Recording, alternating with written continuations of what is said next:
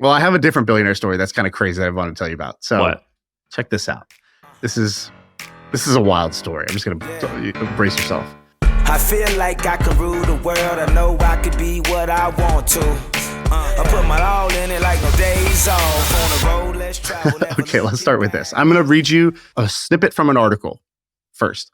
So in early 2022, the courts ruled that this person, Mike Lynch, owed $4 billion in damages that are still pending. Okay, so court rules that Mike Lynch owes $4 billion. Next line. At the same time, the U.S. tried to extradite Lynch. He was in the UK. The U.S. says, no, we're going to come try you over here. They bring him over, and he arrives in San Francisco in May of 2023. And he's released on a $100 million bail and consigned to house arrest in a rental home with cameras installed in every room, 2 armed guards on duty around the clock. Now, what's interesting about this is that rental home with cameras installed in every room and armed guards on duty around the clock is my dad's house. I don't know if you know this. That guy stayed at my dad's Airbnb when he was on trial. Your dad owns an like a home in my dad's SF. actual house. He'll Airbnb out for periods of time. He'll go, if he gets a booking that's like at the right price point, he'll go to like a motel at a hotel like in Fremont or something like that. Go stay there for the night, and then he'll be like so happy that he made some money. But my dad didn't know this. He gets a booking. He says, "Man, this guy just booked 3 months." And 3 months, by the way, is the max you can even do when you're Airbnb-ing your own house in San Francisco. It's like that you have 90 days. So he's like, wow, I got the whole year from one guy. This is great.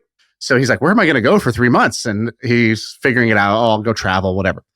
And then he texts me and he's like, hey, can you check the Ring camera real quick? And I check the Ring, and there's these bodyguards standing outside the house. What? What's going on? And so he texts the guy and he's like, hey, Mike, hope you got into the house okay from the lockbox. Curious, what are these guards doing outside the house? And he says, oh, I'm actually on house arrest. I'm awaiting my trial. And for the duration of this, I can't leave the house. That's why I wanted your Airbnb. You have this nice backyard, hard to get a nice backyard in San Francisco. So, and my dad's like, what the hell? So he starts Googling the case. We all start Googling the case. And this guy's story is fascinating. And is this for autonomy? Yeah. So I'll give you the end of the story, which is kind of interesting, right? I don't know if have you heard the latest update on this? No, but not the latest, but I know that it's weird. There's a lot of weird stuff going on. So I'll start with the end, then we'll go back to the beginning. The end of the story is at some point, my dad's like, hey, I got to go back to live in my house. Your trial's not over. The guy's like, okay, I'll ask the judge if I can move Airbnb. So he moves Airbnbs. He finishes the trial. He's acquitted on all charges. He's a free man. To celebrate him, his family, his lawyers, they all get on a yacht. He owns this $30 million yacht. And this person that he used to work with, a guy who was his character witness, his lawyer, his wife, the lawyer's wife, they all get on this boat and they start sailing. And mysteriously, 2 months after being acquitted of all charges, there's a freak yacht accident and he dies. He's killed on this boat. At the same time, 48 hours later, the other guy in the case, his co-founder, who was also acquitted on the same day of all the charges, is going for a run and gets hit by a car and also dies. And so it's kind of strange that this guy who was in this multi-billion-dollar fraud suit, the day, 48 hours apart, just a couple months after being acquitted, him and the co-founder both killed in freak accidents. Yeah. All right. So now let's go back to the beginning. I Googled this guy. So this guy's story is actually pretty fascinating. He is called the British Bill Gates. And the reason he's called the British Bill Gates is that this guy was brilliant. So he grew up super poor. Basically, he's so poor, but he's a hard worker. He's smart. And he ends up getting a scholarship to go to school because he said this, he goes, there was a guy, like a lord in the 1600s, who when he died, he left his wealth specifically for one purpose, for the education of poor boys. And he's like, I was a poor boy and I got to have the scholarship, which let me go to a school.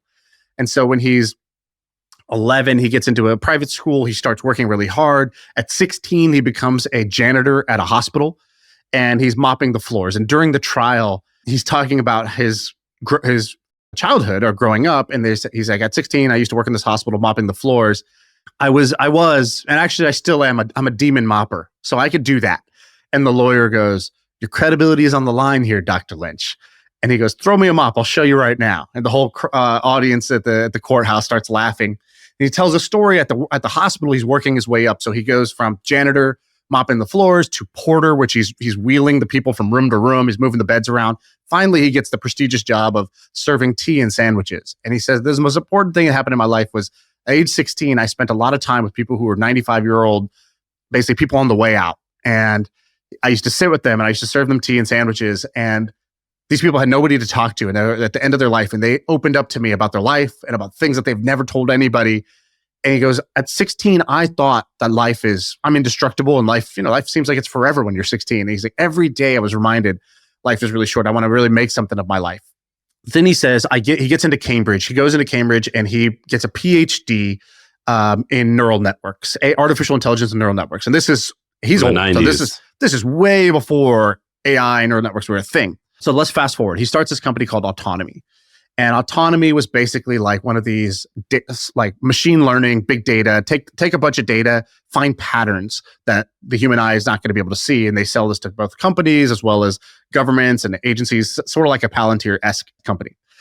So he starts this company. He ends up selling it to HP for $11 billion. Wow. So Hewlett Packard, who's like a hardware company, wants to go to software, and they get really hot and heavy. And the company was already public, but they offered a 60% premium. So they said, we'll give you 60% more than your stock price to take this deal. He says, all right. He's like, if I had not taken that deal, my shareholders would have been, it would have sounded like a herd of elephants stampeding towards me. Why didn't you take this deal? So of course I took the deal. He takes the deal. A couple years later, HP ends up writing off $8.5 billion of that acquisition. And they say, you guys cooked the books. So you inflated your revenues, your profits, your balance sheet. So they sue him. And in the suit, a couple things happen. The CFO pleads guilty for wire fraud. So he's in jail for, 5-7 years, something like that. The co-founder volunteers to work with them, and he gets a pretty light sentence. And this guy, Mike, tries to avoid being in court with these guys. So he's trying to avoid extradition, all this stuff for like a period of time. Finally, they get him. And what's the he says, she says, like, so HP says your revenue wasn't what it really was, or you billed people wrong. It's a very complicated thing. So they said that, hey, you misrepresented your revenues and the profitability profile of this business, and there's something on the balance sheet. The he said, she said. So during the court case, they asked him about this, and he says, if you take a microscope into any kitchen, even the cleanest ones, you will find bacteria. Okay. Which is great analogy, but the most guilty shit I've ever heard, to be honest. So that sounds horrible. So I don't know all the details. During the court case, they had 15 million financial documents that they had submitted as exhibits. And it was so complicated that during this case, one juror kept falling asleep. And the lawyer looks over at him and he goes, I know this is not fascinating, but you got to tell me, can you stay awake for the next 8 weeks of this trial? The juror goes, that's a negative. I can't. He gets replaced. And so he ends up getting acquitted, which is amazing. And by the way, him testifying and telling that story about him and the janitor, they think it helped him. And it was very rare. Most people do not testify for their own defense. They tell you, don't go on the stand. So basically, he has charisma. He has some charisma, exactly. So he gets on the stage. Anyways, he gets acquitted. Now this death has all these weird circumstances. So at first, when I heard this, it just sounded like some real Epstein stuff, right? It was like, wait, these two people get acquitted on the fraud case and then both die within 48 hours of each other in these quote unquote freak accidents. Yeah, and like the accident that they described it was like basically, if I remember correctly, like a water tornado. They're like, he was sailing and there was like a tornado that like tipped over this huge sailboat. Well, the crazy thing is, so then you read about it. So this is me last night swaying as I'm reading the details of this case. So on one hand, okay, it sounded like he got killed. No, he didn't get killed. The boat sank, and the boat sank due to this like natural disaster. Okay, that sounds pretty. What are you going to say? Somebody caused a water tornado, and a bunch of people survived it. And people survived it, exactly. So he could have just as easily survived. On the other hand, there's stuff that came out that was like they didn't secure like the sort of the ship in the right way as you would when you have that forecast. So like, why didn't they do that? That's a little bit strange. Also, the guy who got hit by the car, the other guy running, for it to happen in that time span, and the lady who hit him, she's this 49-year-old woman. who hit him with the car, she was like, I couldn't see. And it was like, wow, okay, she's cooperating with authorities. She doesn't look like a hitman. And then if you go in the subreddit, the conspiracy subreddits, it's like, of course they made it look like that. That's exactly how this works. They look for a weather pattern that could be believed, and then they'll sink the boat. And then it seems like the boat sank due to natural disasters. Or they find these people who don't look like hitmen, but they're hitmen. It's like, all right, I don't know what to believe in all this. Conspiracy aside, incredibly wild story that this is how this all played out. And by the way, during this time, so he sells autonomy in 2011, something like that. 2013, he starts a new company, Darktrace. And Darktrace is this cybersecurity company. This name does not help this whole conspiracy. That's what I'm saying. There's more to it. So if you look up what Darktrace does, Darktrace, I think, was started back when WikiLeaks happened. And the idea was, we're going to go to like government agencies.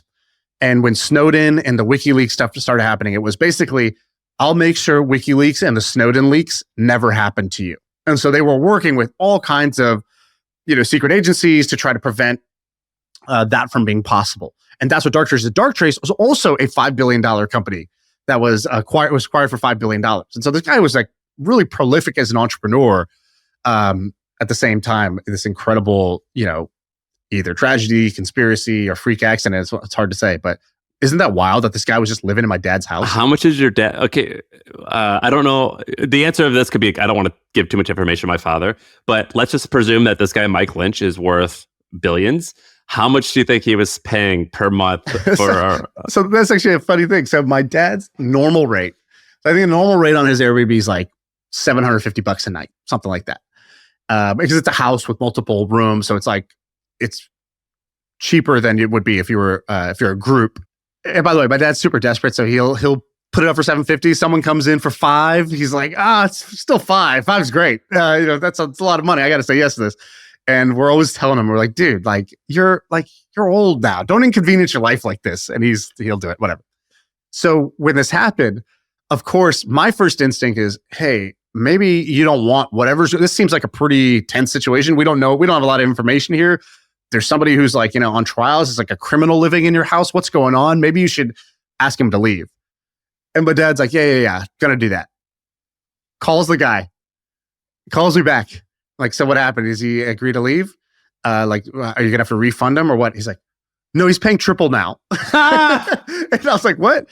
And my dad's like, yeah, I was gonna ask him to leave. And then I just told him, like, this is really stressing me out. Like, I don't know what to do. Can you just, this is going to cost more. And he's like, sure. What do you want? He's like, how about triple? And he's like, okay, no problem. So my dad was over the moon about this whole situation. Dude, most Indian thing I've ever heard. First of all, that's insane. By the way, I have a friend who just rented out their home for a Netflix show. And the home was worth like $5 million, and the Netflix crew to be there and all this, they were spending, I believe, $200,000 a month. That was the rental price for 3 months, right. Which it's like freaking insane. And so your dad was almost getting, he was getting that reality TV money, and it was just one guy sitting in the house all day. It's kind of amazing. Wow. First of all, there's so many weird things about the story. When you looked into it, what do you think happened? Well, I'm telling you, I was really thinking conspiracy. And then I go into the subreddit and the top comment was so funny. It goes, I'm sorry, but if Hewlett Packard arranged the hit, they'd still be waiting for the correct driver to be installed.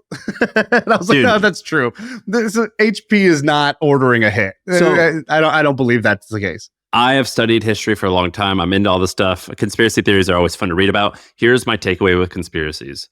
One, they do exist sometimes. So, for example, do you remember the O.J. Simpson trial and how there was Mark Foreman? He was the one of these police officers who planted the glove there. Yeah, that's an example of a conspiracy that I believe was true. The problem with conspiracies, there's two problems with them. One, secrets are really hard to keep. You know what I mean? If 50 people know that they had to work together to do X, Y, and Z, it's really hard, particularly over decades, to keep that a secret. You know what I mean? That's a huge challenge. And the second thing is that when you have to hire people to do these things, they're typically lower income, Like, for example, someone who works as a security prisoner or a corrections facility, they're probably like, they don't have that many options. They don't make a lot of money.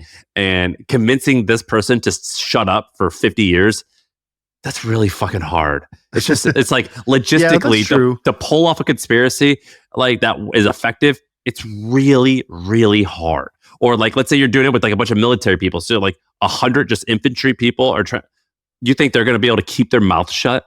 It's just challenging. Right. But it does happen. And also with like, for example, the Epstein thing is like, oh, and then the cameras stopped working that day. It's like, all right, this seems extremely suspect. It's like the guards happened to leave and the cameras shut off and he got his hands on a rope or whatever. I don't know the details, but like some of these, they make you do this, the goatee pinch.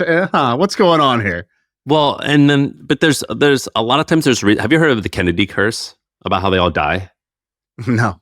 There's like Joe Kennedy was the patriarch. He had 9 kids and roughly 6 of them died. And then like the grandkids, they all died. Like died early, you mean? Died early. Yeah. For example, assassinations, died in plane crashes. And then you like look at like the story of each one and you're like, oh, this isn't a curse. You guys are just risk takers. Like this guy was flying a plane when he just got his pilot's license and he was flying like a jet when he should have been flying like a much slower plane. Or this person, he got assassinated because he was president and like 10% of all presidents have been assassinated. Do you know what I mean? Like there's oftentimes a story where it like each one individually can kind of make sense, but added up together, it may seem too good to be true, but they're actually things make sense when you look down. So anyway, that's my opinion on conspiracies. But this story is so fascinating. I remember reading about Mike Lynch, and this is A, crazy stayed at your dad's house, and B, I kind of don't know how I feel about the story. I don't know what happened. Yeah, neither do I. And by the way, for conspiracies, it's like for most things in life, you just either choose to believe or you choose not to believe, right? It's a choice whether you believe in something. And some things, when you choose to believe them, believe in them, like luck. Like I'm a lucky person. I believe that. Because I believe that, I'm going to do different things than somebody who believes they're an unlucky person will do. And so it's actually less important to figure out what's true and what's not, as it is to figure out what's useful to believe and what's not useful to believe in life. And so some things, like, for example, conspiracies are useful to believe only for their entertainment value, more so than anything else. Or to say, I'm not going to take everything at face value. I understand that just like there's an error rate in every prediction or poll, just like there's an error rate in every scientific process, there is a conspiracy rate in every series of historical events where some number between 0.1 and 5% of all things that have a conspiracy are actually true.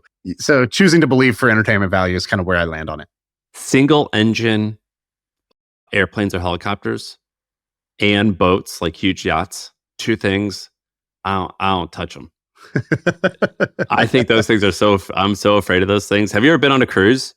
Or like a big ship? Like yeah, it's like, it's frightening. Do you know how many people die on cruises every year? Like a huge amount, because they jump off, like, you know what I mean? Like they get lost at sea. They jump off? Oh, like they're just going for a swim? Yeah, or they're drunk and they fall over the side. Like there's like this website called like Missing at Sea. I forget what it was. And it was like all the people who go missing from cruise ships every year. It's a huge number.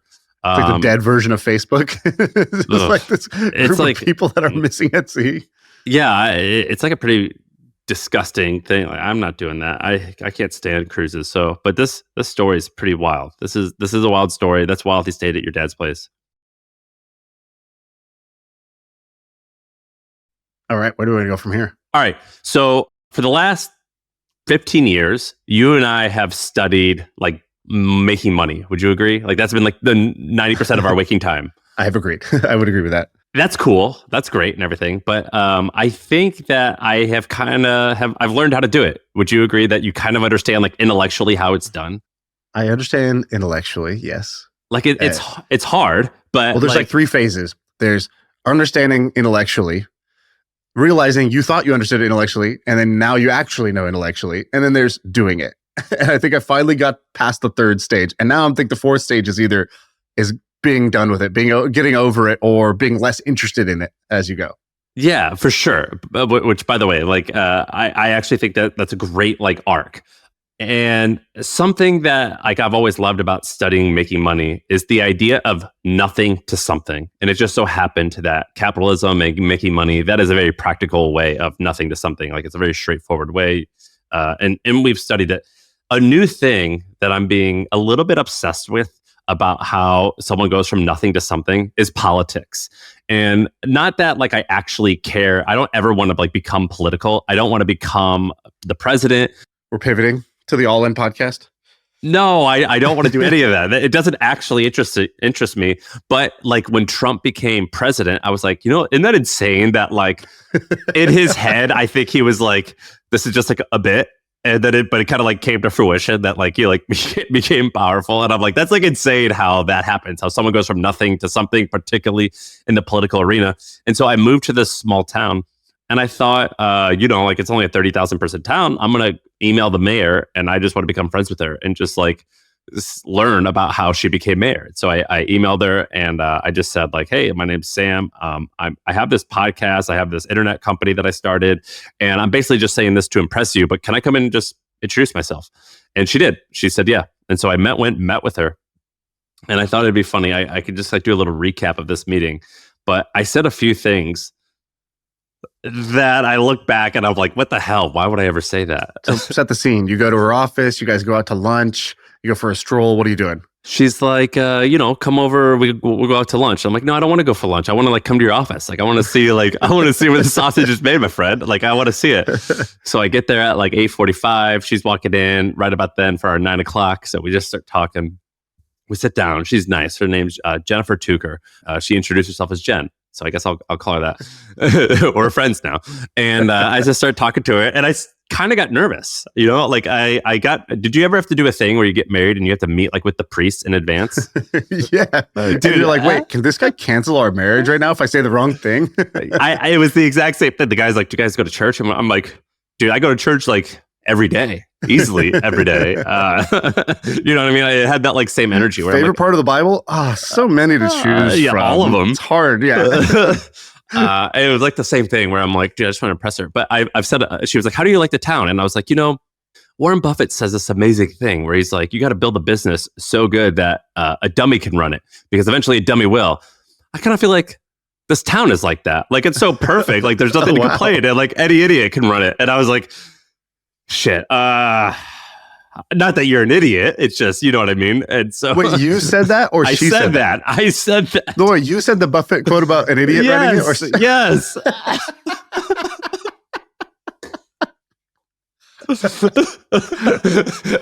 I was like, wait, I'm sorry. I was like, I meant this in a nice way. The town is like perfect. Like there's nothing to complain about. And so I put my foot in my mouth there. And then she was like, oh, that's funny. I used to work for Warren Buffett. And I was like, oh, tell me about that. Was he awesome? I heard he's a real cheap ass. And and I'm like, sorry, I don't know why I'm like talking like this. I don't mean.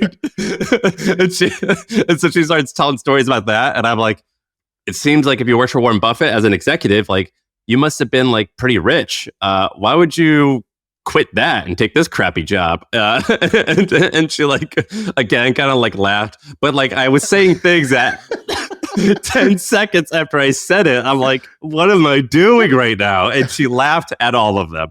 And so it was really kind of funny to like see like my first interaction went just horribly, but she was into it. You remind me, before you finish your story, so my daughter she just turned 5. So she just started going to school for the first time. Like she's going to TK, transitional kindergarten. And as a parent, you're like helpless because you don't know what your kid's like. You kind of give her advice, but then she crosses the gate. She goes into the class and you're like, remember, like make friends, ask people questions. They like that. And like, I'm trying to give her a way to socialize because she's smart. She's fine in the school part, but at the beginning she was super uncomfortable with kids and she started to do. And so, but I didn't know as a parent, you never really know how they're behaving. And so we would run into these scenarios where we'd be at a coffee shop and then there's a kid who would be like, hi, like say her name.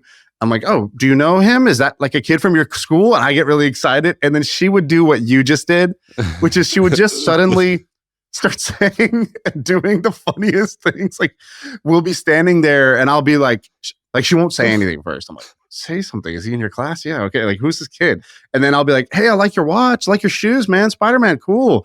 And then she's not saying anything. And then she'll just go, why am I so tired? I was like, what? And then she goes, I need to go to sleep. And then she lay down on the sidewalk and like pretended to go to sleep in front of me. And now I'm just talking to this kid. And so this happened 3 different times with 3 kids. Why am I so tired? And she just would say this thing out of nowhere as like a panic response. And I feel like you just had your panic response in front of the mayor where you're like, Warren Buffett says, and you just parroted some shitty Buffett quote. Yeah. I'm like, I don't even like Buffett. Why am I bringing this up? And I just called her an idiot. It's like you take an exit off the highway and you're like, this is not my destination, but now I'm stuck here. And then she was like, oh, she told me what her politics was. I guess she's like, I'm a Republican, but like, I'm just barely right of center. And most of our town is Democrat. And I was like, yeah, but that doesn't really matter. All you do is like fill potholes and make sure the beach is clean. Like, why do your politics matter? What do your beliefs have to do with this? Yeah. I'm like, and then I one of those things where just 10 seconds after I said that, I was like, shit, I'm blowing this. Like, I just am insulting you constantly. I'm not meaning to. You're like, how long have I been on Twitter? Like, I've just been on the internet for too long. I can't like function in society anymore. Yeah. And so anyway, I just thought it was like a horrible meeting that I blew, but she handled it well. By the way, the last time I met with a mayor, it was in San Francisco. And so I met with London Breed. She was just a council person, whatever, a district. I don't even know what it was called. Literally 8 hours later, I met with her at like 5 p.m. That night, Ed Lee died and she became mayor. And so I told this woman as I was leaving, I was like, hey, last time I met with the mayor, this woman in London became mayor because the real mayor died. And I was like, shit, which means you're either going to die or, and I was like, forget I said that. And so anyway, I blew it. You needed like the Men in Black pen at the end to just flash her memory and just erase the entire conversation. Oh man, it was horrible. But anyway, I thought it was fun. Have you been interested in politics at all? Or are you just totally on the sideline? I'm only interested in politics from a marketing point of view, meaning it's like something you watch in a movie. It's like when you watch The Hunger Games and you're like, that's ridiculous. It's so great. Like this concept is so ridiculous. People just sort of like fighting for the death for the amusement of others. And then I watch like UFC 306 the next day. And I'm like, oh, I guess that's kind of similar. Or there'll be like a politician who's kind of like, you know, actually catering to the rich, but just trying to keep the poor, like the masses, you know, like just subdued enough so they don't revolt. And then you see kind of what some of the politicians do. See, it's interesting to me that this is real life, that this is actually how things go. Like I watched a full Trump rally the other day, like end to end. I don't know if you've ever seen one of these, but like I started where before anyone's on stage and I'm like, what's the set list? Like who's the DJ of this? Because it goes Macho Man. So it's like Macho Man. This is like nobody on the stage and the whole crowd is sitting there. They're all enjoying it. And I was like, there's like 30 minutes of just like a set. And that musical set, that playlist should be on Spotify. And wait, it was like Macho Man, the song. That was the song that he came out to? No, that was the one like the warm up the crowd one before he comes out. And which is like, funny because Macho Man is by the Village People, which is like a gay band. Yeah, but they played them all. YMCA, they played all the hits, actually. Another village, yeah. And then you see the son comes out, the daughter comes out, whatever. Anyways, there's a whole... So I am interested only in the theater of the whole thing. All right, let me tell you one other quick story. I met Ed Lee one time. The guy I was working for, Michael Birch, he got invited to this thing and he was like, I don't want to go to this political thing. You should go as my proxy. Ed Lee being the mayor of San Francisco up until like 18 or 20 or something. Yeah. So this was when he was the mayor and the room was Ron Conway, who is like a big shot, super angel investor, invested in like pretty much every hit Silicon Valley startup. Probably the most respected angel investor in Silicon Valley.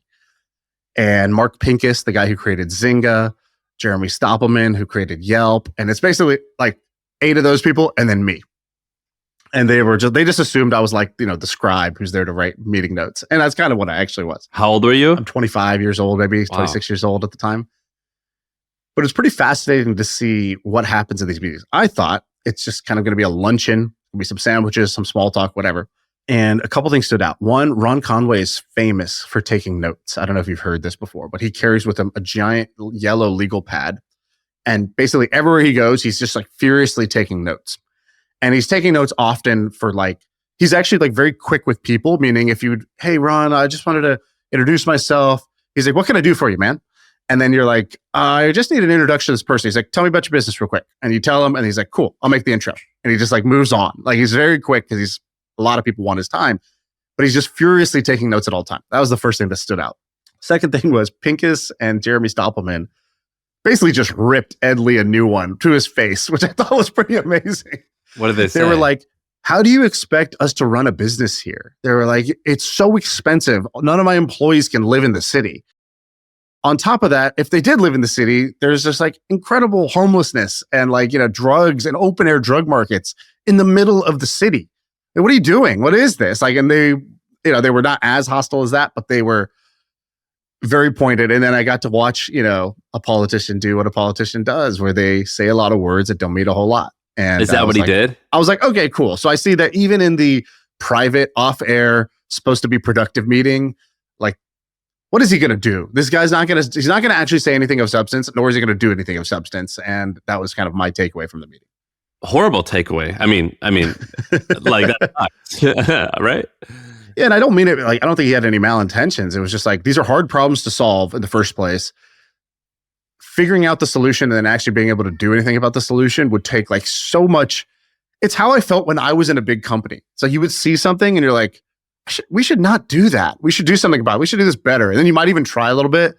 And then the forces of bureaucracy are just weighing down on you at all times. It's just a lot easier to just like say F it and move on. You're like, well, my computer battery just is on low battery, and that email might take longer than this computer battery has, so we'll just forget about it. You know what I mean? Do you remember we did an episode really early on in the podcast, back when we used to record in your office in that tiny room with a table and one microphone in between the two of us, and we had Daniel Gross come by, and then it became three stooges on three stools sitting around one table.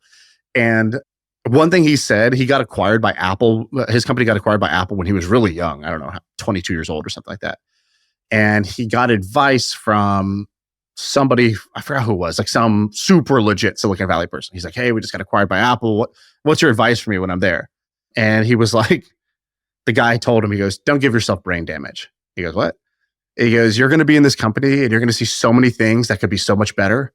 And you're going to try to do them. And for the first year, you're going to try to do them. You're actually going to make a little bit of headway, but you're not going to actually get the result that you want. And it's still going to be slow. And he's like, basically, you're going to just keep ramming your head against the wall, trying to change this giant, enormous company. Don't give yourself brain damage. Like, find a way to enjoy your time there, meet cool people, learn from them, pick up the technologies, but don't try to change. Don't try to turn the direction of the ship. And then he goes, and then I did exactly, I made that exact mistake. I went and tried to like turn it around and like change the way we did things and all that. He's like, that person was right. I shouldn't have given myself brain damage. And that he was a kid when we talked to him. I think he was 25 or 26 or something. He's amazing, by the way. That was he was amazing then too. Yeah, he was one of those good finds early on. Can I tell you about something that I read this week? So I read about this in, I think, The Atlantic. But have you ever heard of this podcast called Philosophize This? Philosophize This is what it's called. Well, you texted it just before this and I checked it out, but I had never heard of it. All right. So let me tell you this story. This is pretty amazing. And there's a takeaway in this article that is a little bit different. But his name's Stephen West. And he's the host of this podcast. And the podcast talks about like different philosophies and things like that.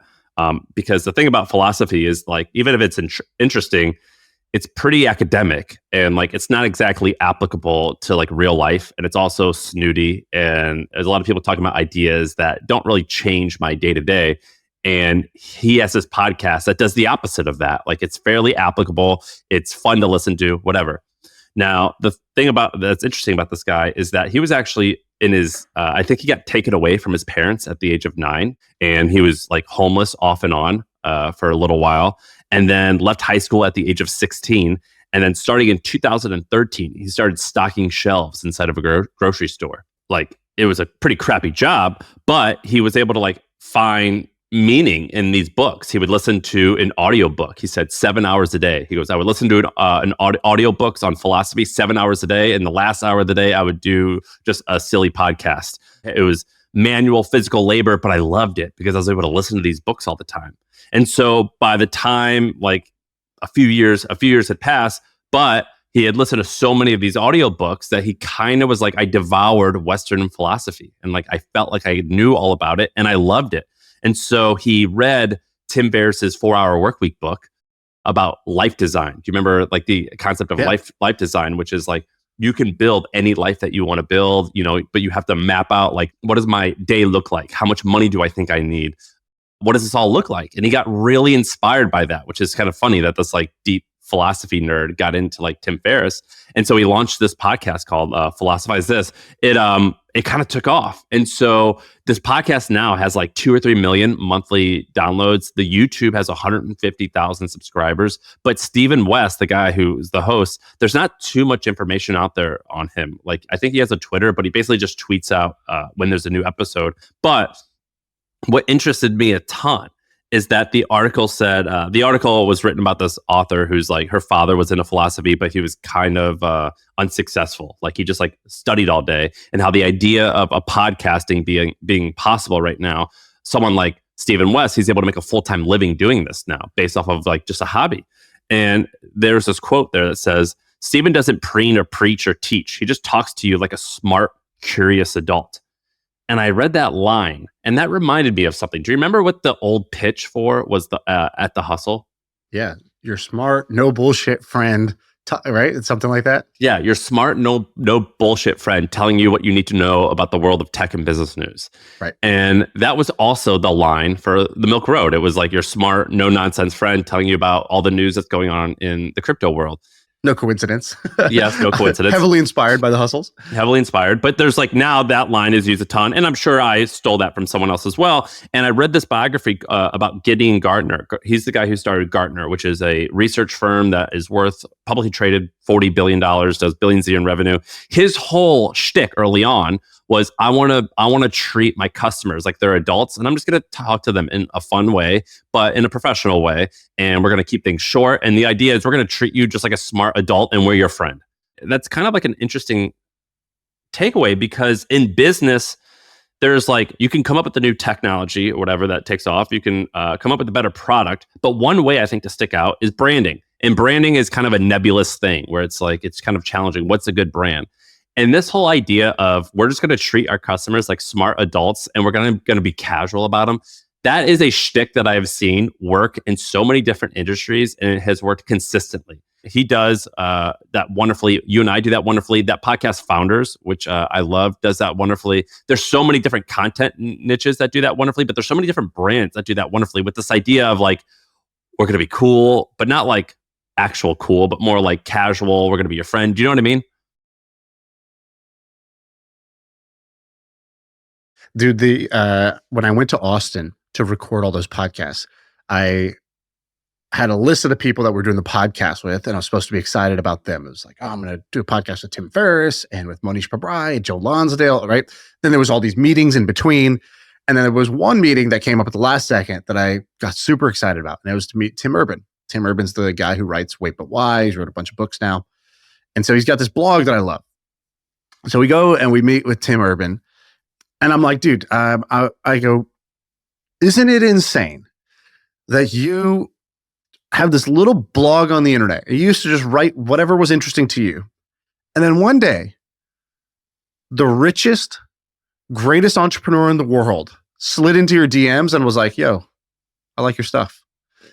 And it's like, you want to hang out? And you're referring to Elon Musk is a huge fan of Tim Elon Urban. Was like, hey, this is awesome. You're awesome. This is awesome. I'd love to meet. And the background being Tim Urban runs a blog called Wait But Why, which when you and I were in our 20s, it was the hottest thing going.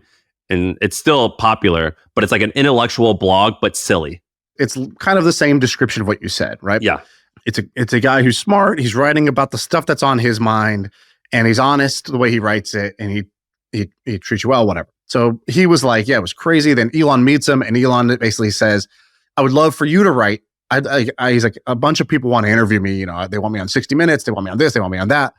But I actually want you to write about what we're doing with AI, with Neuralink, with Tesla, with SpaceX, like all of these things. I would love you, and you could write whatever you want. I'm not saying write something positive, but I like your writing. I'd like you to write. So then he wrote these series with Elon, basically. He wrote a Neuralink series. He wrote like a AI series. He wrote like all these things. They were super popular. And I was like, how crazy is that? Could you have imagined that when you started just writing on your random blog that one day the richest, most powerful entrepreneur in the world will just slide into your DMs and just say that to you. He's like, no, I obviously couldn't have imagined that. But he goes, I did always have a rule, which is my rule when I write is write for equals.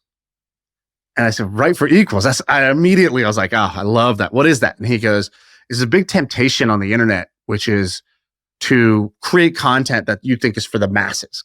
Let me tell you about how this all works. I know, you don't know. I'll dumb this down. I'll sort of water this down. I'll shave off some of the edges. I won't tell you about anything of the unknown. I'll tell you all the known stuff because that's what you want, because you need a Lunchable and you want your cracker and your cheese and then you want your ham, and then you're going to put those three together and that's what you're going to get for lunch. And he goes, I also don't want to go the other way, which is I'm trying to impress all these people. And therefore, I'm going to act out of character, trying to write to impress people who I think are more advanced than me. And I'm going to, fluff up my language, use all this jargon and try to make it sound smarter than it really is. Instead, I just sit down, I just try to write for equals. And he goes, the beautiful thing, he didn't say all this, but the beautiful thing of that is when you actually put yourself out there, you will attract, by definition, like-minded people. You will attract the people who like what you do will be the people who like you. And then you could just keep being you, which is a lot easier than trying to guess what other people might like. And so there's like this flywheel that starts. And I would say this is probably the most common mistake that I've made, every content creator makes, is this feeling that maybe I should bend my content to the masses, or maybe I should bend it to impress these folks rather than just the simple write for equals. 3 words. I thought it was wonderful. But my point in bringing this up is that this goes beyond content. This is about running your company a certain way. And Tillman Fertitta, he's this guy who, what does he own? He owns Landry's and a bunch of restaurant chains that are super popular. A ton of restaurant chains. Steakhouses and stuff. I read his biography and he told this story.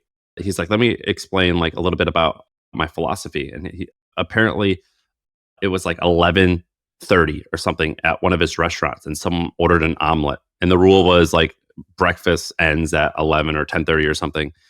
And they like turned the customer down. And he heard about this. He goes, dude, the eggs are right there. Just say like, I'm going to go scramble you some eggs. Like, I got you. Let me take care of you. And it's just this idea of like following rules versus treating someone like a human. And it's like a huge deal. And it's real. And what I'm saying is so simple, but it's actually hard. At Hampton, we only have 20 employees, but I still have to remind people. I go, just act like we're a mom and pop business. Like treat people a certain way where you're like, they're just like, you own like a corner bodega and you see the same people every day. Like, oh, you want the usual? Like, I got you. And that's actually really hard to do. It's hard to teach people how to do that because they want to act a certain way. But here's another good example. Anon, our friend Anon, who runs a company called CB Insights. I don't know how big they are, but they're around let's say 100 million a year in revenue. And so CB Insights makes a very professional enterprise level business that costs $100,000 a year. Their website, up until recently, the homepage said, without data, you're just an idiot with an opinion. And they have a newsletter that he sends once a week to all their customers as well as their potential clients. And at the end of the email, he signs it with, I love you, Anon. Or like they would say things like, please buy a subscription because I owe people money. Right. Like they would use I this, owe like people a lot of money. Yeah. He would like use these funny things. And I would see that. And I'm like, not everyone's shtick is to be funny, but everyone's shtick should be like to not change necessarily from just treating people like a human. And so when I saw this line about philosophy, which is like a very like lame thing, like I've tried to learn about it. And it's like, they have like they don't want you to like approach this topic because it's very guarded. And I love that this guy's doing this. And it reminded me that we should be doing this with a lot of different things. There's also another angle of this, which is a lot of people when they go into a business will start thinking about what industry do I like? What product do I like? And when you're told to kind of like follow what you like, you sort of typically think, oh, I'm interested in healthcare, or I really like media, and you just pick at this like really like 9,000 foot level.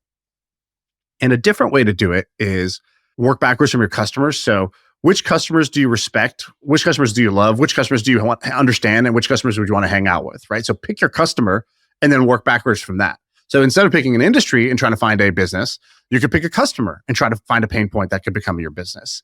I think with Hampton, you did a good job of this, which is you want to hang out with all of your customers. They're cool people. Those are the type of people you like to hang out with, business owners and people who are somewhat successful and trying to do interesting things in their life.